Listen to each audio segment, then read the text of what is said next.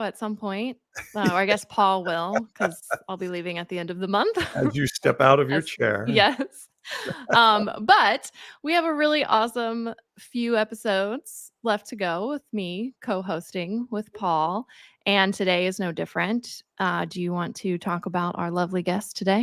I do want to mention musician Candy Carpenter with us next week, which will be really awesome. And then this guy named Jeremy Coleman, who's, I think, a pastor from Oklahoma. I heard he got raptured. Oh, did he? Okay. Yeah. Well, if he's returning, if he's still among us, he will be with us in 2 weeks. But yeah, we have a guest that many of you probably know already from the amazing stuff he does online. Dan McClellan is a public scholar of the Bible and religion. He received his PhD in theology and religion from the University of Exeter. In 2022, he published, I guess that's Yahweh's Divine Image, if I'm allowed to say that, a cognitive approach as an open access book. Worked for a decade as a scripture translation supervisor for the Church of Jesus Christ of Latter-day Saints. And in 2023, transitioned to full-time public scholarship. Goes by @McClellan across several social media platforms, as well as on his brand new and really good Data Over Dogma podcast, where he seeks to increase public access to the academic study of the Bible and religion and combat the spread of misinformation about the same. Dr. Dan joins us. How you doing, Dan? Doing very well, thank you. I appreciate y'all having me. Tell us about the new podcast. I've been enjoying listening to you and Dan. And Double Dan. Double Dan. Yeah, we wondered if the name of the podcast should be some kind of play on that, but we decided Data Over Dogma would work better. We're having a lot of fun.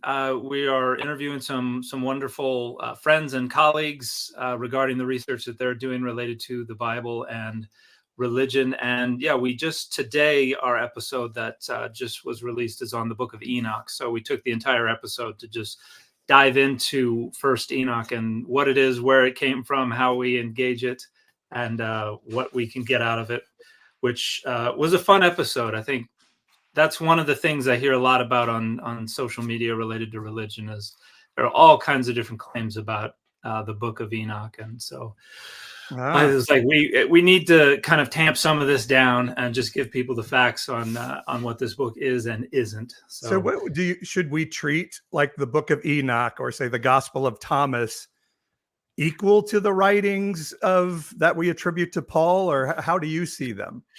I try not to distinguish canonical from non-canonical. I think that's a bit arbitrary. It's kind of adopting the authoritative presumption of more canonical stuff. And the book of First Enoch has been so monumentally influential on the development, not just of early Christianity, but of the New Testament. There are all kinds of themes that we see in the New Testament that are pulling straight from the book of Enoch. The notion of the fall of the angels and of a lead malevolent angel who becomes Satan, the concepts of post-mortem divine punishment, what would ultimately become hell. These things are all kind of, Enoch is the seedbed of a lot of these traditions. And so I think you can't understand the New Testament to that high a degree if you don't understand where all this is coming from. And First Enoch is one of the main sources for a lot of it. All right, April, I was a bit derelict. You were on this when we got on. Alan says in the comments here of the live stream, we'll all faint if you don't ask Dan what the fit is today. Well, as I told y'all before we went live, it might be disappointing for some, but it's a Data Over Dogma baseball shirt. So I'm wearing my own merch. Okay. Look at that. That's so meta. And for anybody that doesn't know, Dan does this on every video now. Basically, you're wearing a fit and you give us your shirt before you start into your Bible talk. Yeah, sometimes people are like, why do you do this? And it's the audience's fault. Like initially, I've always worn like graphic tees, whether related to comic books or cartoons or music or something like that. And people were always asking me, what's on your shirt? What's on your shirt? What's on your shirt? And so after a while, I just made it a standard part of every video that I would just hold up my shirt so you could see. Do you feel and then, pressure now to always make sure you're wearing something cool? yeah, I do. Like there have been a few videos in the last couple months, like on a Sunday, I'm about to head out to church or something, and I've got a shirt and a tie on. And so Mm, occasionally one of those will pop up, and people, a bunch of the comments will be about, why are you wearing a tie and all that kind of stuff. So, yeah. yeah, I try to make sure that I'm doing what the audience wants. Yeah. That's not a very difficult thing for me to accommodate. It's like, Yeah. oh, wear a comfy t-shirt. Yeah, I can do that. That's awesome. So I have a question. Has the Yeah. term "you got McClellan" become a thing? I've seen that a couple of times. I can't imagine that catching on, because it is kind of McClellan. Yeah, it a is a little hard to difficult say. thing to get out. Yeah, it doesn't quite tumble off the tongue like you would like. So I got nervous one time. This was a couple years ago, and you probably don't remember it because you make a lot of these videos, but you tagged me in a video and my heart sank because I thought, oh no, am I getting McClellan? And thankfully you were responding to some Theo bro that was responding to me, and it was about St. Augustine and original sin. But I can Okay. imagine that when you show up in people's notifications that you mention them, that they get real nervous. Because it happened to me. I think the folks who I'm less likely to be responding to are the people who get more nervous. I think the kinds of people I respond to, I don't think are perturbed by That's true. being wrong. They probably just double down. They're like, "Nah, you're just an agent yeah. of Satan." I would love to hear your list of top questions, but let's start, since it's Pride Month. Let's start there. I'm assuming you get a lot of questions about the biblical text, the clobber passages, if you will, on homosexuality, and how do you see those passages as true interpretation?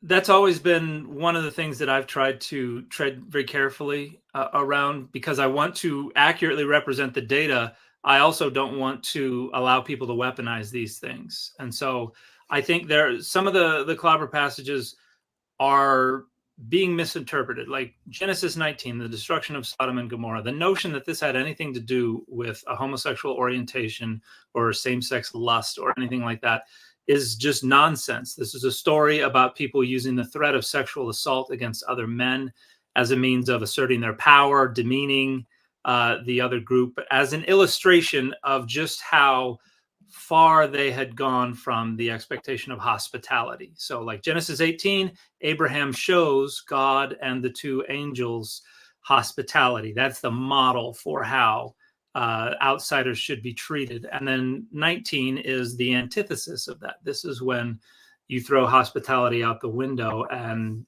threaten visitors with sexual assault. And the same story is in Judges 19 with the Levite who is traveling back home and has to stop in this town.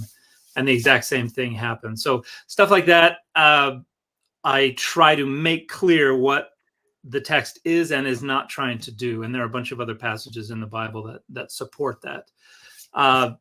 But then we've got places like the passages in Leviticus, which I'm aware of a lot of very well-meaning scholars and others who try to renegotiate this in a way that is not condemnatory towards just same-sex intercourse generically. But I don't think there's a good case to make that Leviticus 18:22 and Leviticus 20 verse 13 are aimed at anything other than male same-sex intercourse. Although I would say that when the people who authored this passage, they did not have in their minds anything remotely approximating the modern notion of loving long-term monogamous same-sex relationships. They had and would that be related to, sorry to interrupt, but would that be related to, like, much of Levitical law was about reproduction of the line of it was a man's job to have boys so that the nationality that their people could be perpetuated, right?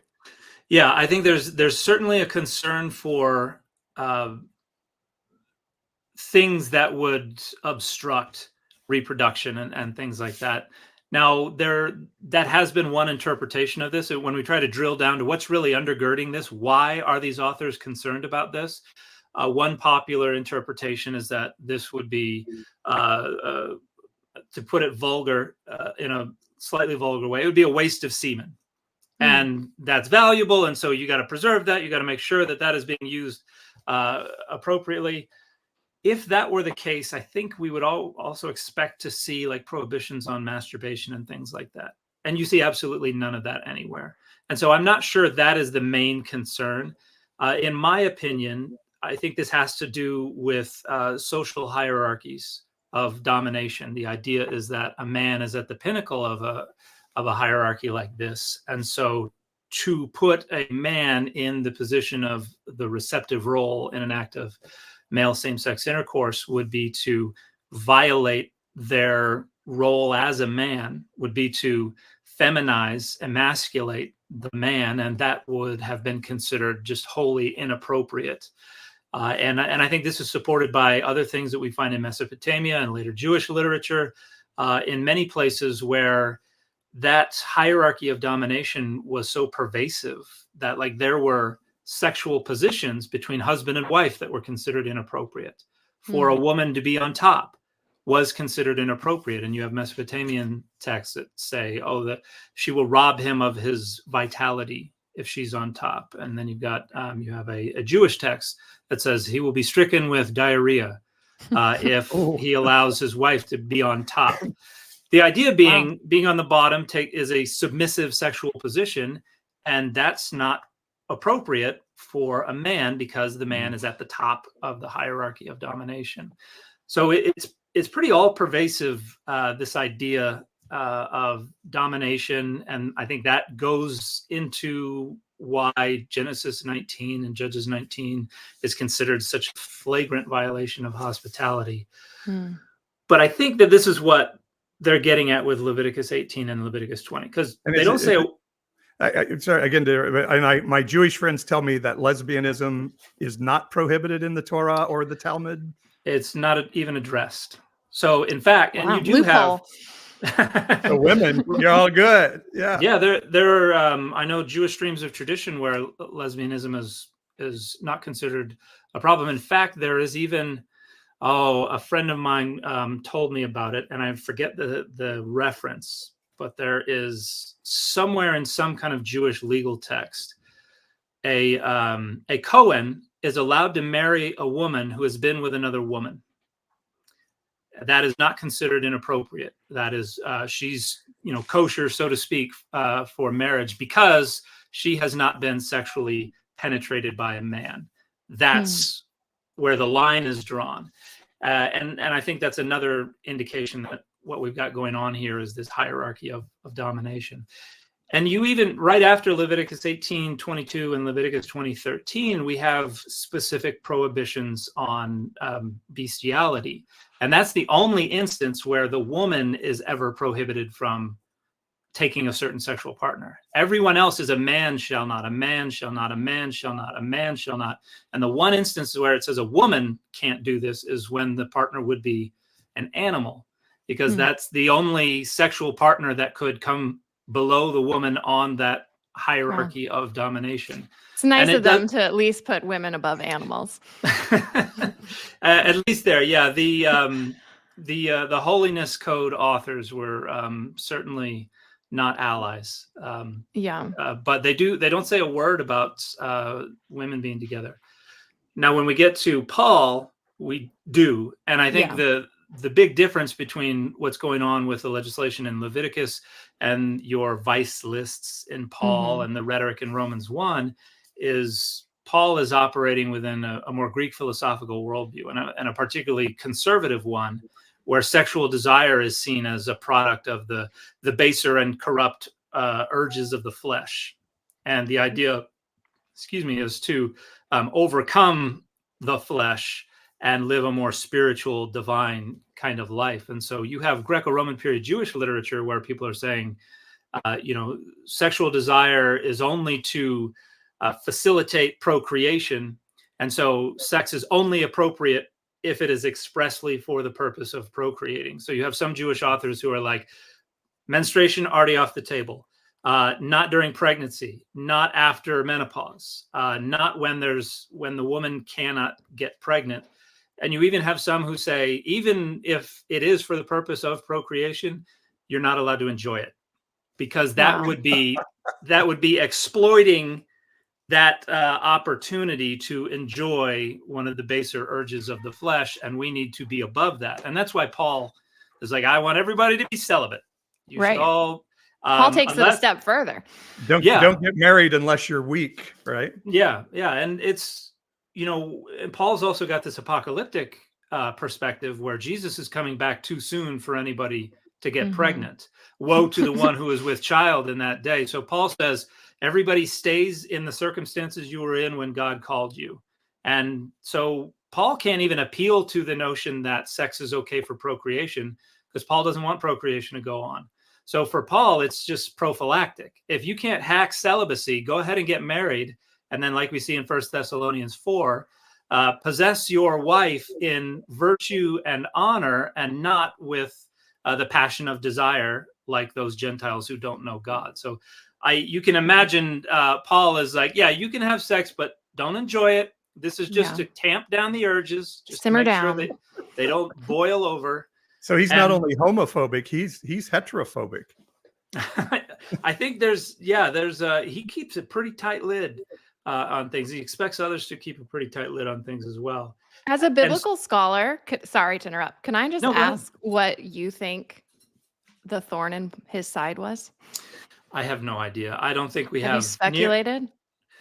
I had an interview on the Data Over Dogma podcast with a friend of mine named Isaac Soon, who wrote a book that came out last year called The Disabled Apostle. And it was looking at Paul through the lens of disability.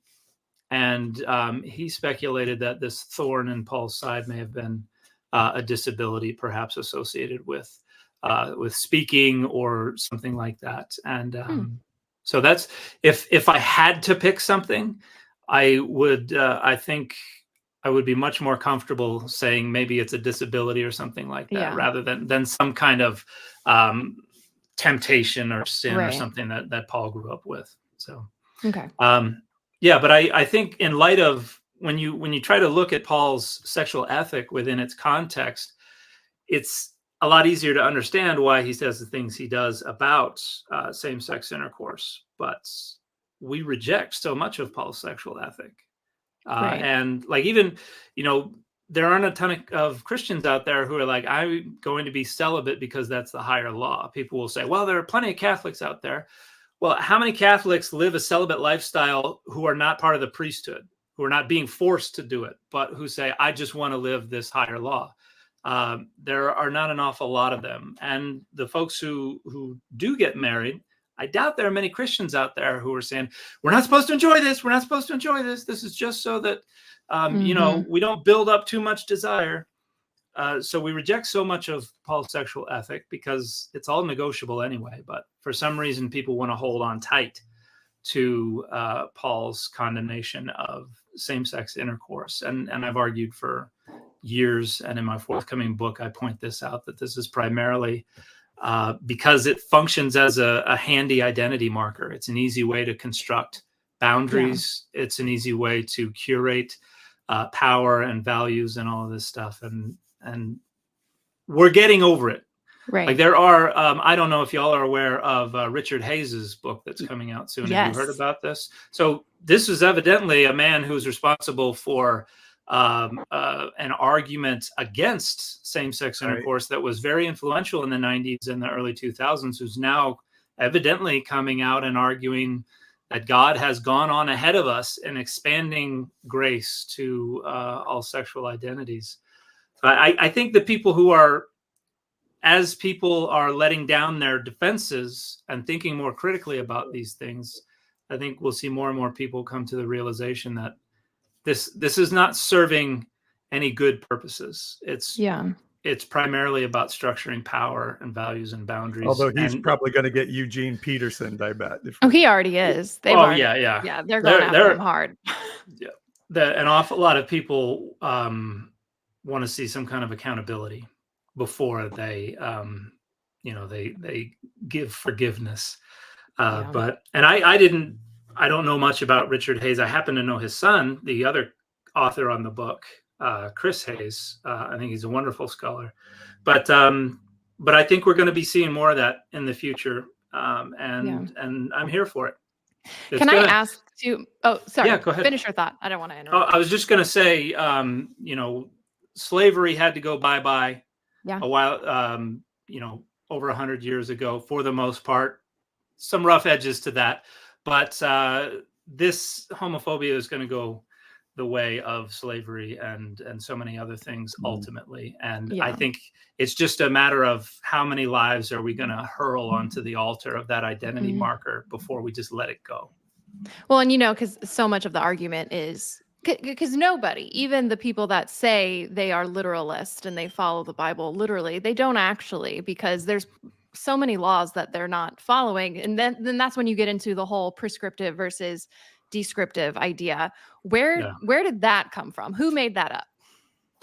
The prescription versus description. I think that was being used as early as these texts were considered authoritative. So I think the Hebrew Bible probably becomes like widely known and widely enforced at the rise of the Hasmonean kingdom. So middle of 2nd century BCE. And I think once these texts started being used, deployed authoritatively, you have to do this because the text says so. You immediately have people going to work trying to reconcile all of the different inconsistencies. So the halakhic material within early Judaism, two of the main points of the existence of that literature is to reconcile all of the different disagreements, and then to fill in the gaps, because there are so many things that are just not covered in there. You need to try to figure out how to derive rules from this. And so as you go about doing that, you've got to figure out where we're going to draw the line on this kind of stuff. And we have within early Christianity, folks like Origen are some of the ones who tried to formalize 4 different layers of meaning that could be intended by any given scripture. And there's a wonderful book that talks about this. My Dr. Grossvater, the dissertation supervisor of my dissertation supervisor, John Barton, wrote this book, A History of the Bible, the book and its faiths. And I think this does a wonderful job of discussing how the hermeneutic approaches within Judaism and Christianity began.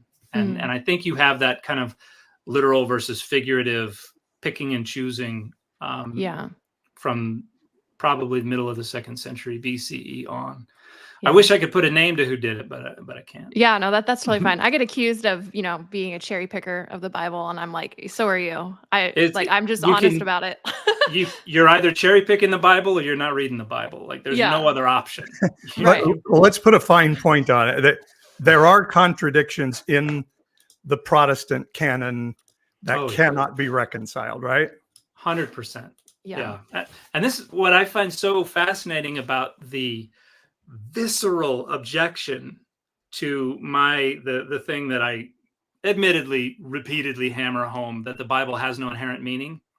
The people who argue against contradiction need it to have no inherent meaning, because that's the only way they can say, well, we could interpret it this way, or we can interpret it that way. And it's that kind of interpretive flexibility that allows them to squint at these dots until the edges start to run together. So even the apologetic enterprise is built on the fact that the Bible does not have inherent meaning, that we ultimately get to interpret it however we want. So folks who try to deny that it has contradictions are, they need it to not have inherent meaning. Because if it has inherent meaning, and we can empirically show this means X, then they're at a loss when it contradicts some other text. Well, I think so much is cognitive dissonance too. Oh, yeah. Because, when I used to believe that in a literalist, more fundamentalist view of scripture. And anytime I would come in contact with a contradiction, I just had to white knuckle my faith so hard and be like, no, you're wrong. And just kind of, avoid it as much as possible. I was never I became religious as an adult, and I was never raised with that perspective. And coming into religion, no one was trying to disabuse me of that. I've I have never approached the Bible as anything other than a product of human endeavor that has, the fingerprints of human fallibility all over it. So I know there are a ton of people out there that are like that, and it's an experience that just does not compute for me. And so I don't know if that's, I wish I could relate to a lot to people like that, but one of the things that it does is just drives me crazy when people are like, no, this is not a contradiction. It's like, but it what is. planet are you on? Like, how can you not? It's a different reality. And it's so interesting because really a big part of my deconstruction was being in seminary biblical teaching and being taught how the Protestant canon came together. And I was like, oh shit, I thought this thing just floated down from heaven in a leather binding. And then you taught me the word univocality, that there's not one voice of one writer from start to end. And that's helpful to look at the Bible. So with that, and explain what that means, but how do you look at the Bible? Is it inspired? Is it better than other books? Do you use it for inspiration? And how do you do that when you don't see it as written by the finger of God? Well, so univocality is the idea that the text speaks with one single, unified, consistent voice. So every text agrees with every other text. You can't have disagreement. And that's something that developed, in some sense, fairly early within the authoritative use of the Bible, again, within Judaism and Christianity. But when it comes to inspiration, like I can watch a movie or read a book or even a comic book and think this is inspiring, maybe not inspired literally, but it's something that can inspire. I think we all read with the intent of thinking about the world in new and different ways, and thinking about ourselves in new and different ways. There's this, I think, there are Paul Bloom, I think, was a literary critic. I don't remember the exact words, but something to the effect of that we read so that we can learn something about ourselves. And that can be inspiring, whether or not the story is inspired or true. The parable of the Good Samaritan, or there are other stories like that are explicitly not historical, that are, I think, incredibly inspiring in a lot of different ways. And so when I look at the Bible, I'm from an academic point of view, I think it has been the most influential text that has ever existed. And for that reason alone, I think it is more interesting to me. But in terms of like the qualities of the text itself, I don't think I can treat it as special, because once I do that, then I'm going to start making concessions for the text, and it's going to, I think, obscure my ability to read it analytically and think about it analytically. And so I compartmentalize my devotional approach to the Bible from my academic approach to the Bible. I think that's fair. So I know we've talked about homophobia and the homophobic verses, but I do think in the culture war right now, there is a lot of scripture being thrown at trans people and gender identity. Like, I have a spouse who's non-binary, and that verse in Deuteronomy about men should not wear women's garments gets thrown at me a lot. I usually try to respond with some other random verse in Deuteronomy, and I'm like, oh, I thought we were just exchanging random verses we don't follow. Yeah. But can you go through some of those verses? Like, I know they use the creation story where God created male and female, God created the male and female, and then they use Matthew 19 again, where Jesus quotes the creation story as a way to say there's only two genders. Yeah, I think you get quoting Matthew 19 is always like you are stumbling into the trap, because like immediately after that, which is not about gender, it's about why you shouldn't be allowed to divorce people. And immediately his disciples are like, well, shoot, it sounds like it would just be better not to get married. And he kind of goes 100%. And then says, this is a hard saying. There are some who are born eunuchs. There are some who are made eunuchs by men. There are those who make themselves eunuchs for the sake of the kingdom of heaven. And, a eunuch had a specific kind of social profile and role in the ancient world. I don't think it's reducible just to someone who has been castrated. I think there's a broader conceptual category there that I think we can probably imagine they thought of, if not a different gender, at least a different kind of sex, or maybe in a sense intersex. We can't really impose our categories on their world. It doesn't really work that way. But Jesus seemed to be saying, hey, an asexual lifestyle is, the real ones are going to seek that. And I think the author of Matthew is adopting an approach probably similar to Paul's, that we want to transcend the baser urges of the flesh anyway. And we have the idea that when they approach him and say, who's married to this woman, all 7 brothers were married to him, whose wife is she in the resurrection? And he says, there's no marrying or giving in marriage in the resurrection. Everybody's like the angels of heaven. For a long time, that confused me until I read Enoch. And the book of Enoch is all about how these angels went down to satisfy sexual desire, and they were condemned for it. And that was the fall of the angels. And so ideally, angels are asexual, and they're not supposed to be doing that kind of thing. So the idea there seems to be appealing to Enoch, to suggest that heaven is asexual. There's no sexual desire going on in heaven. There's no sex going on in heaven.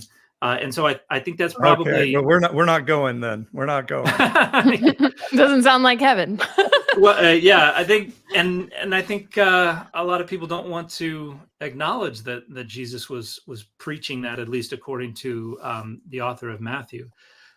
But when we look in later Jewish literature, you see an acknowledgement of a bunch, I think 6 to 8 kind of sexual identities. I don't know if we can call them genders, but at least sexual identities that include people who are born intersex, include people whose sexual profile doesn't develop, mature, so that's they're kind of indeterminate. And in the ancient world, they seem to be okay with that, because I don't think they considered sex or gender to be, or at least opinions about sex or gender to be the identity markers that they are today. I think things like... Can I jump in there real quick? So as a first century Jew, you're saying Jesus would have understood there to be more than 2 genders, and he never once said, wait, that's wrong. There are only 2 genders. At least the way Matthew represents Jesus. I think the different gospel authors are representing Jesus in a different way. And I think this notion of kind of downplaying sexual desire and acknowledging these other sexual identities, I think that bubbles to the surface most clearly in Matthew, at least. But when it comes to the male and female created he, them kind of thing, Genesis 2:24 and all that stuff, these are descriptive etiologies. They're not prescriptions, because the idea that, man shall cleave unto his wife and the 2 will be one flesh. What that's saying is, grow up and get the hell out of my house. You're an adult now. Go start your own household. It's about the maturation process. When you become an adult, you leave the home, you go start another household, you go start another family. And the basic ideal way of doing that is marrying somebody. But this text was written in a period when it was written by elites, in a period when elites were most commonly engaged in polygamy. So it's no more prescribing a specific conceptualization of the binary of sex or even of heterosexuality than it is monogamy, which it's very clearly not prescribing.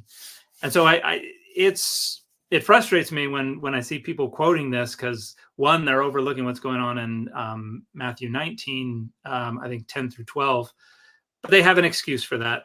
And then they want to assert their specific interpretation, their prescriptive interpretation of what's going on in the citation of Genesis 2:24. But because the text has no inherent meaning, all we can really do is argue back and forth about which makes more sense. Right. Which is why I prefer to not only give them an argument, but then point out why they're arguing the way they are, which always frustrates them, because then they're like, you can't read my mind. Like, no, but I'm a specialist in the cognitive science of religion, so I study why people do this, and we have an awful lot of data demonstrating why people read the Bible and assert the specific interpretations that they do. And it always comes down to identity politics, which they really don't want to hear about. No, they do not.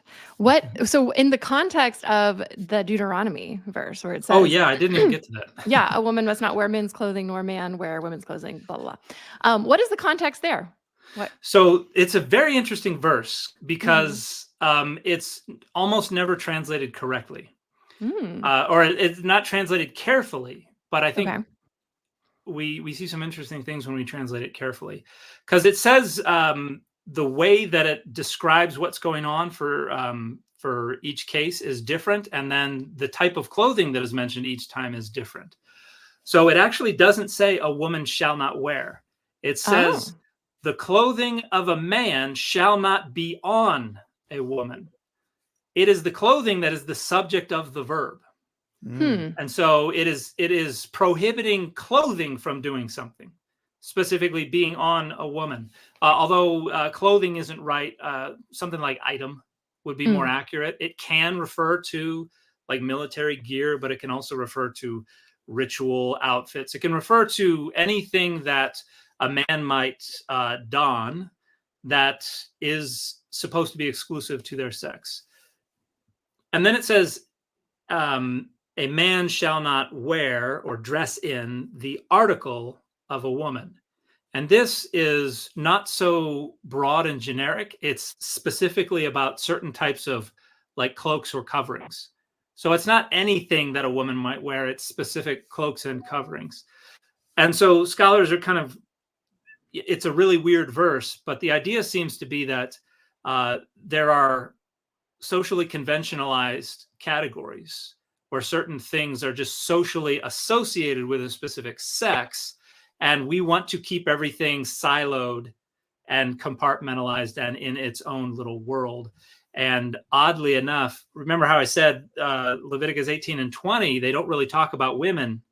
It's all prohibiting men except for the one passage. Deuteronomy here seems to be doing something the same way. Men are the actual social agents. Women are not social agents unto themselves. And so even when we're talking about clothing, it is the clothing that is being prohibited from being on a woman. And then the other clause is, and a man shall not wear. So it's basically saying, we're just talking to the men here. The men and the things that pertain to men, you got the rules. And but yeah, as far as people today appealing to that, like if there was ever such thing as a ceremonial or a civil law, as opposed to, whoa, I'm overpronouncing that, but as opposed to a moral law, Deuteronomy 22:5 is definitely not a moral law. It is just about these socially conventionalized categories. It sounds And like so it's another kind of power dynamic situation as well. oh, yeah, absolutely, because the woman's agency doesn't matter at all. It is the agency of the clothing, oddly enough, that is having the finger wagged at it. Right. So yeah, I'd love to hear more about your process, because I grew up in this. The Bible said it. That's it. That's all there is to it. That settles it. Yeah. That settles it. I believe it. So how do you just come up with? It's very likely the verse means this and not this. It's complex, and I don't always get it right, and I don't always follow the same process. But one of the things I argue is that from the perspective of cognitive linguistics, any linguistic expression is devoid of any meaning. All it is basically a code, and the person who created that linguistic expression encoded it. They had an idea in their head, and they're like, what combination of squiggles or sounds is going to most clearly and directly correspond to the concept I have in my head. They encode the linguistic expression, and then the person on the other side has to take that linguistic expression and then recreate in their own head what semantic content they thought was intended by it. And it's a two-step process that happens almost instantaneously in the minds of experienced speakers and readers. One, your mind is going to generate all the potential meanings that could be indexed by this linguistic expression. And then the second step is it uses contextual clues, nonverbal things, all the cues it has available to whittle down the potential meanings to the one that we believe was most likely intended. And if we don't think about this process, then it's, our intuitive cognition is going to be in the driver's seat. It's just going to give us what it thinks is most meaningful or useful to us. So Particularly, you're if saying you think homophobia from the Bible is a completely emotional. Oh yeah, yeah. response. People expect to find it there, and a lot of people want to find it there because Yeah. a lot of times they're engaging those texts because they're in a context where they need to, which is, you know, an online argument or something like that. And so our intuitive cognition predisposes us to certain approaches to these texts. And what a critical scholar tries to do, or one who's trying to use a historical critical approach, who wants to try to understand it as the authors or the earliest audiences understood it, what they're going to try to do is, in that two-step process, we're actually going to try to replace our intuitive cognition with what we imagine would have been the intuitive cognitive outlook of the authors or audiences, which generally means trying to reproduce as much of that context as we can to be able to understand why they're writing, what are the circumstances in which they're writing, what they're trying to accomplish with the text, and all these kinds of things.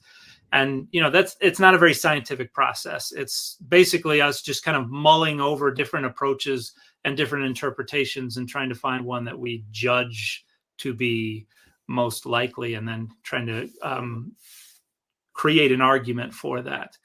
And an example that I always use to help illustrate how the text doesn't have any meaning on its own, that we create all the meaning, is Jude. As one chapter, verse 22 says, "And of some have compassion, making a difference." And when you see people interpret this from the KJV, they think of making a difference as meaning having a positive influence or impact or something like that, because that's how we've always experienced that particular phrase, that linguistic expression. And that turns it into a pretty meaningful passage. Hey, have compassion. You can really make a difference in the lives of other people. It's a very powerful reading, and it has absolutely nothing to do with what the King James translators were trying to say, because that linguistic expression was never connected with that concept until around the year 1900. So when they said make a difference prior to 1900, it never meant have a positive influence or an impact or something like that. What it meant was make a distinction, discern. So, and you see this in like Leviticus, where it'll say make a difference between clean and unclean animals. And so what the King James translators were actually saying was have compassion on some, but be discerning about on whom you're going to have compassion. Totally different message. Yeah. And if you were not aware that that particular semantic content was what was connected to that linguistic expression, you would never be able to generate the correct content. You would never get at an accurate reading because you didn't have the experience, you didn't have the knowledge of that agreement, and you were left to your own devices. And so in our trying to find meaning in the text, we have to be aware of the fact that we may be entirely ignorant of what they were trying to say. And that too often leads to people just reaching for the simplest, the closest, the easiest interpretation, which, because the Bible is a weapon in the culture wars, too often means you're reaching for an interpretation that is going to serve your structuring of power over and against that of others. So it's complex, and it's why scholars spend so much time arguing, and why we are sometimes loath to say this is what it definitely meant. We generally try to approach it as this is what is most likely meant, this is what it seems to have meant, this is what would have been most meaningful then. We try to hedge our bets because there's always a possibility that we could be wrong. So what you're saying is the Bible is not clear. Oh gosh, no. Like that single sentence in Jude seems like the simplest thing in the world. And if I don't fill you in on what it meant, you would never arrive at the right conclusion about what a single simple sentence was trying to say. And when you look at all of the Bible verses, there are a bunch of places where we just have no clue. Like it could mean there are three different options, and it's a third, a third, a third. we don't know. It's a toss up. And I think that happens more often than people want to acknowledge. And then there's textual corruption that can seep in as well. On a live stream recently, somebody pointed out that they were looking in their Jewish study Bible and they kept seeing in the footnotes, Hebrew unclear, emendation renders this. And there's so many examples where it's like, we're kind of at a loss. It could be a few different things. It might be none of these. Who knows? I feel like we would be remiss, and we're talking to Dan McClellan from Data Over Dogma podcast. If we did, we've got to ask, did Jesus talk about an eternal fire burning place where you go if you don't go to the right church and say the right prayer? Now, when we're talking about the historical Jesus who actually walked the earth, I don't think so. Hey, by the way, is that a thing? Do you believe there was an historical Jesus that the story is pretty close to true about? Yeah. Well, okay. that the story is pretty close. I think there was not definitely, but I think there was most likely a historical itinerant apocalyptic preacher who operated primarily in the north, the region around Galilee, came down to Jerusalem, probably caused a disturbance in the temple, which raised the ire of Rome, and they probably executed him for it. But the narrative that we find in the Gospels, I think, is embellishing significantly. Now, when in the first century, there were a few different conceptualizations of postmortem divine punishment. You had a notion of annihilationism. You had a notion of temporary conscious torment, followed by either salvation or annihilation. And then you had eternal conscious torment. And I think you find a mix of all of these in the early Jewish literature, in the New Testament, even within early Christianity. In fact, I think Paul is either an annihilationist or a universalist, because Paul's kind of mixed on that. The Gospels tend to represent Jesus as being more eternal conscious torment. But again, that's the Gospel authors. That's not necessarily what Jesus himself thought. But when I think of apocalyptic preachers, the apocalyptic genre, there's usually an idea of either they're going to be annihilated or they're going to be tormented for a time and then annihilated, and then they'll be let in or something like that. So I would say I'm like 55-45. Jesus probably didn't believe in eternal conscious torment.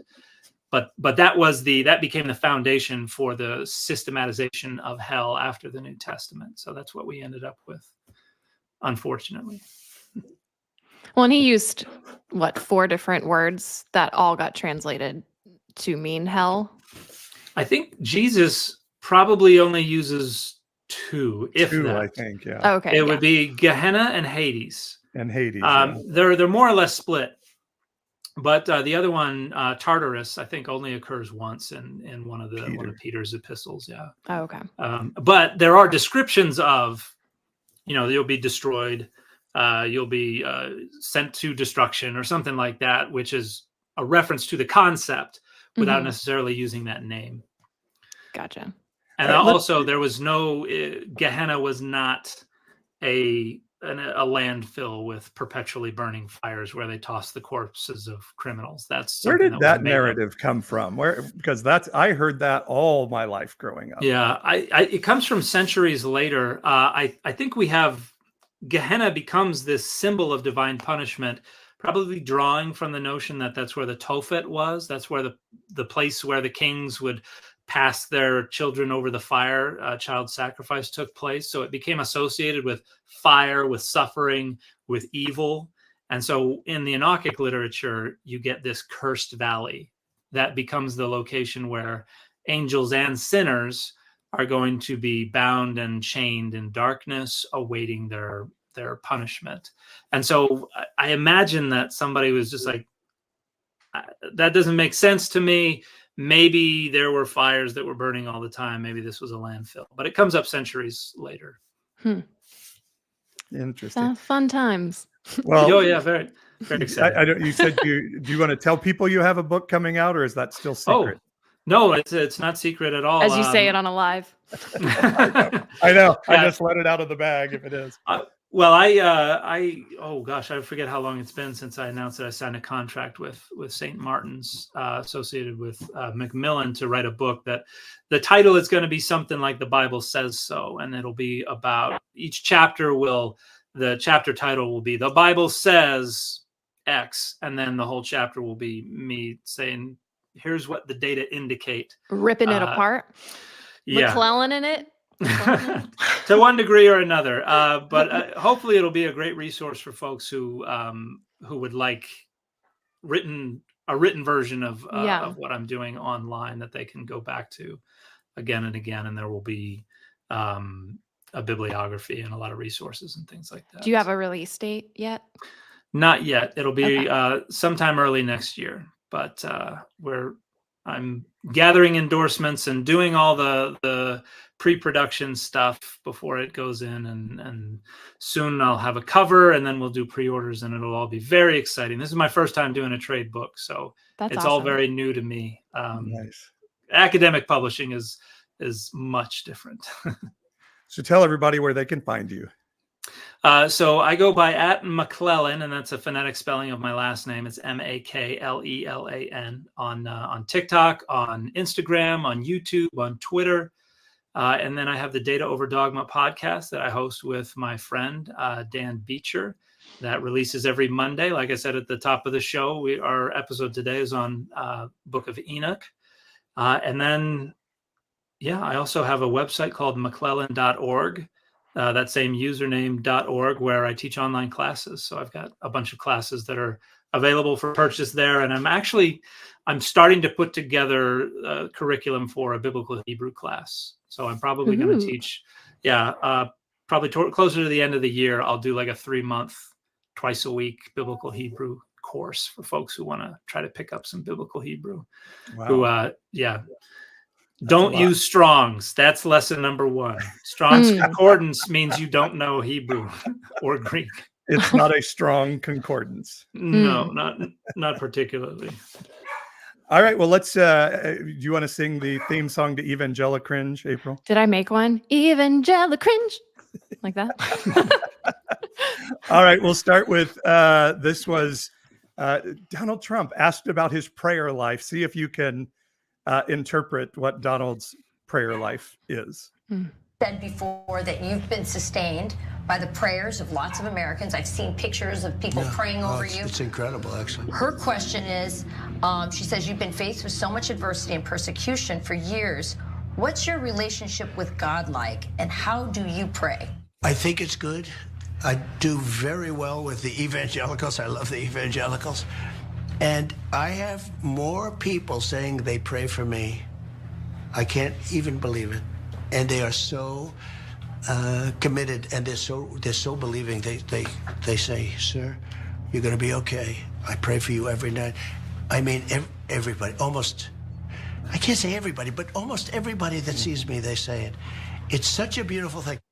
When you look at all of this bad stuff going on, they have nothing to look up to. They have no God. They have no anything. They kill people. They beat people. They push people into subways. There's just nothing there. Religion is such a great thing. It keeps you. There's something to be good about. You want to be good. Wow. Push people into subways. So he's saying if you're not religious, you kill people and push them in the subway. He very inartfully dodged the question too, which every time he's asked about his own faith, he just talks about other people's faith. And then when they're like, "What's your favorite Bible verse?" And he's kind of like, they're all good. He's like, "I can't pick a favorite." Yeah, just deflect, because he obviously doesn't take any of this seriously at all. I don't. It's still like, I know it's been years at this point, but I still am baffled how so many evangelicals mainly still think he's a Christian. Like, we'll defend this man as some holy incarnate Christ in some way. There was just that Chosen One worship song about him that was released. And like, he can't even answer the most basic question. Like, I mean, in 2015, it was before he was elected, CBN interviewed him And he basically, they asked him, like, what does God mean to you? And he was just like, well, look at this golf course. Isn't it amazing? And it was his golf course. Like, that was his answer. And then he's in like an Iowa thing, he said that he never asked God for forgiveness, which is like Christianity 101 if you're an evangelical. And yet he's still, I don't get it. He doesn't answer a single faith question. Yeah. He truly, and has not darkened the door of a church in all this time of presidency and beyond, other Well, than he was political just at the Dream events. City Church in Phoenix, where he started everyone to chant bullshit. That I just think happened Friday. There was one time I remember seeing him, he spoke at a church, but he still had his golf spikes on. Like they drove him in on a golf cart and he got out and yapped for a while and then got back in the golf cart. He stopped at the turn and was headed back out to Back 9 afterwards. I got to pick up my sandwich and head up to Back 9. All right. This clip is a pastor podcaster named Joel Webon. I don't know if you guys have ever heard of him. Yes. I know him on Twitter. Okay. And he is asked, should women be allowed to vote? Which I'm stunned that anybody is still asking that question in 2024. But let's hear what Pastor Joel has to say. Josh is like, I got him. Now he's going to have to be controversial. Yeah, I've said this before, so I don't mind saying it again. No, I don't think women should vote. I think that women's suffrage has done more for women's suffering than almost anything else. Women suffer because of women's suffrage. Oh. And this is, you talk about data and those kinds of things. You can look it up. I tweeted it recently, but you can look it up. 2016 election results. Somebody did some kind of, they posted a map of the U.S. and all the states and which way they went, blue or red, and the electoral vote and what it would have been. And they did it by subtracting all of the male votes. What would the outcome have been? You want to guess? Anybody want to guess? Type it in the comments real quick. What do you think? You think Hillary would have beaten Donald Trump if men couldn't vote, if it was just women's votes? In a landslide. In a landslide. And this is his proof I think that it was, women there was only vote. like 3 or 4 states out of 50 that went red if you take men's votes out of it, and it's only women voting. I think Mississippi was one of them. Of course. Oklahoma, I think, was one of them. Kansas might have been one of them. That's it. Texas went blue. Yeah. If anything, that's an argument for why men shouldn't vote. Yeah. Well, and his reasoning, if we were to let it keep playing, was Adam sinned, but Eve was deceived. Women, therefore, are easily deceived and therefore should not vote. Yeah, just sighs. Well, I've seen this argument made in my own state. There was back in 2015 or 2016, there was a precinct chair for a precinct in the county just north of mine that posted on Facebook that most of our societal problems started when women left the kitchen and started voting. And like the head of the Utah GOP was like, this is bad, but they had a ton of support among a lot of the state's GOP. And it was just so baffling to me. In fact, I think I wrote an op-ed that ended up in the newspaper here shortly after that happened about how just monumentally stupid men have to be because they're just presupposing, like, he wanted to provide data to show that women suffer. And what was his data? Women voted for Hillary Clinton. Like, what? How does that mean suffering? It just means they didn't like Donald Trump. And Donald Trump was the one who killed untold hundreds of thousands of Americans because of his knuckle-dragging ineptitude when it came to pandemic response. It's Donald Trump who is responsible for all kinds of suffering that has taken place. The Supreme Court justices that are now making up the majority because Donald Trump put them there are taking away rights, hand over fist. And but he just presupposes that his way is the right way, and that constitutes data. And these people are just laughably stupid. And if they ran the country in the absence of competent people, we would cease to exist as a nation. I'm just baffled by men like this. He also looks like a real life commander in The Handmaid's Tale. Yeah, he does. Like, he is cosplaying hardcore. and we laugh and we put this in Evangelical Cringe, but I keep saying that these people mean it. Like, Oh, yeah. there are people that would roll back the right of women to vote and want there to be a Christian dictator in charge of the country. And he talks about, I love the Constitution, but we're such bad people, it's not enough to govern us anymore. So we need a Caesar, So it's important to know that there are people out there who have followings who believe that stuff. And I think the bigger danger in it too is, yes, I think the people like Pastor Joel, they're on the fringe right now. But the biggest problem is that mainstream and more moderate evangelicals give space and allow these people to feel comfortable in those churches. And you have people like Mike Johnson, who is second in line to the presidency, who is basically a Christian nationalist. And there's so much Christian nationalism within modern day evangelicalism. And most people don't realize it. Most people do not realize how much of their faith, kind of to your point, Dan, is rooted in political identity. And that, yes, I think most people would say women should obviously have the right to vote, but they are part of a movement that, yes, on the fringes want these things, but fringe groups can become mainstream if they're not stopped at the fringes. Yeah.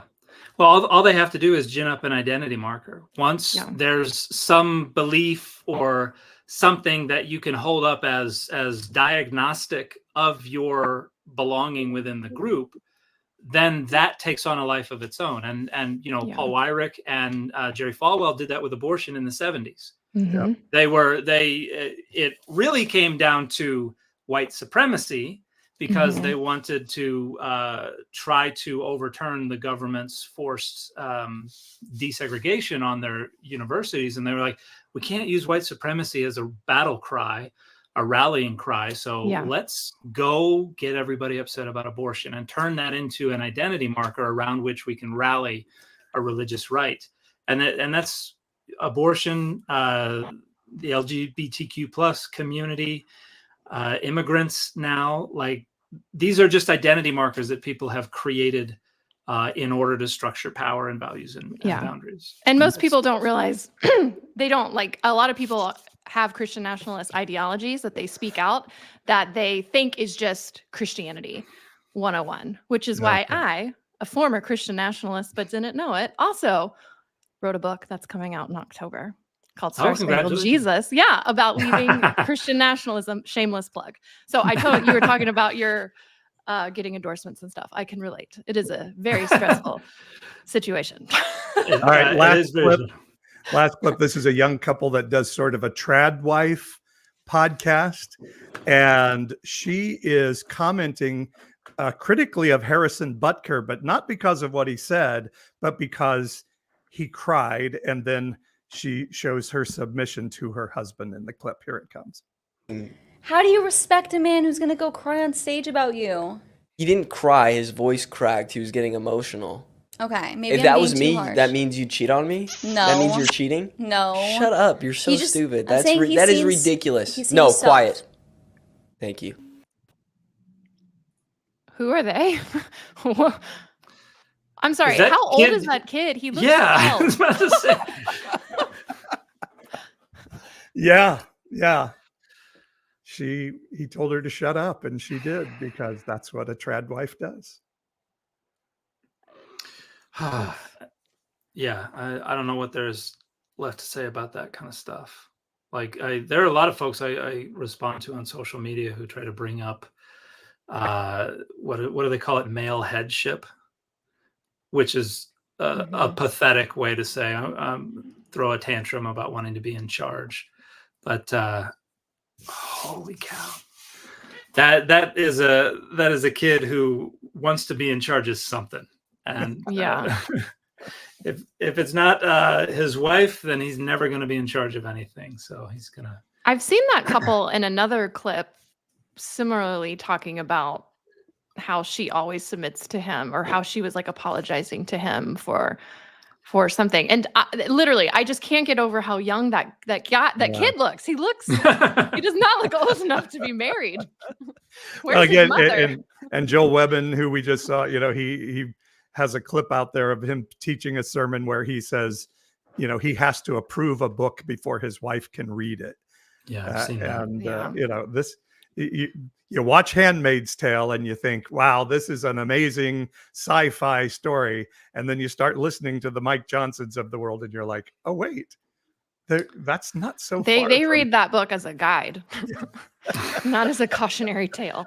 I remember when Mike Johnson first got. I think it might have been before he was put in place, but somebody he mentioned that somebody asked him what his worldview was on any given topic, and he was like, you want to know my worldview? Go look in the Bible. There's my worldview. Which, like, red flags all over the place immediately, because like, which part? The part about how a rape victim is worth less if she's not engaged or married to somebody else, about how you're supposed to sacrifice your firstborn child, about how you're supposed to gouge out your eye if it causes you to sin. Like, the Bible doesn't mean anything until you interpret it, and these folks seem to think that that their interpretations are inviolable and ironclad, and they do not understand. It's a fish doesn't know it's in water kind of scenario, where they don't understand how much Christian nationalism has been influencing their experience of Christianity for many of these people their entire lives. And so when someone says, hey, that's brand new, and that's somebody just manipulating you so that you'll vote the way they want you to vote, that's just doesn't compute for them. That cognitive dissonance comes to the surface, and then they're always going to retreat to whatever protects their self-image and their self-esteem, which unfortunately for some of these idiots is being an asshole to his wife. Yeah. Well, it's people that say that they believe the Bible is inerrant is just a non-starter, because it's like, no, it has inconsistencies and errors that you have to admit that. Like, and I've seen a lot of comments, I'm sure you have as well, both of you, that they say Jesus literally wrote the Bible. And that one always gets me. I'm like, no, Jesus literally did not. And then they will argue with you. And I'm like, I don't even know. Like, I feel like sometimes it's like someone has only ever lived in a bathroom and has seen a picture of a beach and there's no birds in it. And I'm trying to describe to them what a seagull is. And they're just like, no, that doesn't exist. I'm like, no, you got to get out of the bathroom, because there's a whole world out here. I keep saying if God wrote the whole Bible, somewhere between writing Luke and John, he forgot the day that he beat the hell out of his son. And you think you would remember that date that you did that. I don't, maybe it's just me, but he's getting a little up there in years. Maybe he's a bit Well, Dan, a joy to talk to you. And obviously what you're doing is impacting a lot of people. And so just keep doing what you're doing. Well, thank you so much. I appreciate it. I appreciate your time as well. And I will continue to keep on keeping on. Yeah. And good luck to everyone out there getting McClelland today. Is there another? Right. Yeah, there's one more coming up. So Data Over Dogma is the podcast. Go check it out. And don't forget, next week, I think at the same time, we have Candy Carpenter, who's a super creative musician on, and she's going to be great to talk to. So hope everybody will hang out with us then. We had a big crowd today, Dan. You drew us a crowd. So this is awesome. Glad to hear it. All right. Take care, everyone. We'll see you soon.